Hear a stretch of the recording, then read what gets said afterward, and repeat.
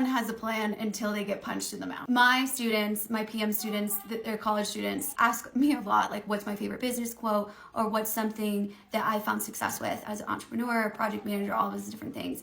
And they always expect something that's like so fancy and elegant. But my favorite, honestly, is when Mike Tyson says, everyone has a great plan until you get punched in the mouth. And right now is a super relevant time to talk about that, because with my clients, we're coming up on Q3. It's about to be Q3 on everything.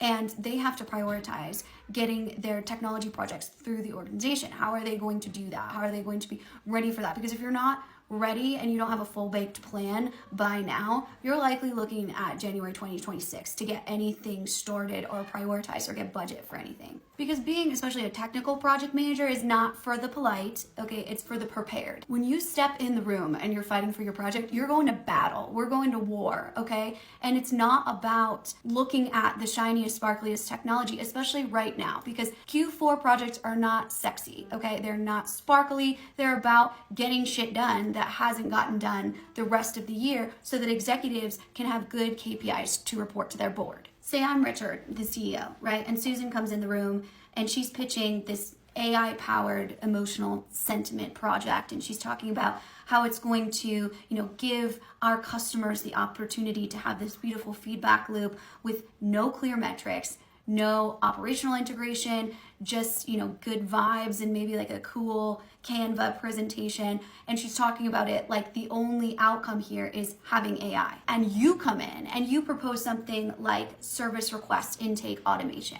And you're like, hey, that sounds super cool, Susan, but my plan cuts admin hours by 120 a month, speeds up onboarding 3 days, and integrates with systems that we already have in our stack. So here I am with my grounded project, and Susan looks delulu over here with her magical AI project. You brought time saving and ROI, and Richard obviously at this point has an easy choice. And let me tell you, executives want an easy choice. All of a sudden your project is number one on the priority list, and guess whose job AI isn't taking at that point?